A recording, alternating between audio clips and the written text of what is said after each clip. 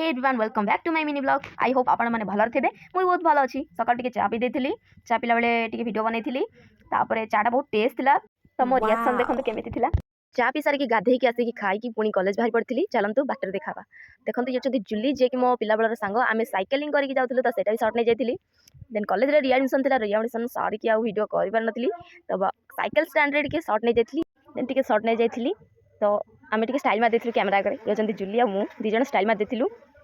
आम पोज देखो केमी थी। देन रास्ता आसला बेले टी भिडियो नहीं जाइली आम बहुत मजा करूँ सैकेलिंग करवा मजार से अनुभूति करेंगे मैंने। तो बैकग्राउंड साउंड थी बहुत तो सेटा काटी देछि गाड़ी जाऊ तो बहुत एंजॉय करूँ आसला बेले सेटा भी सर्ट नहीं।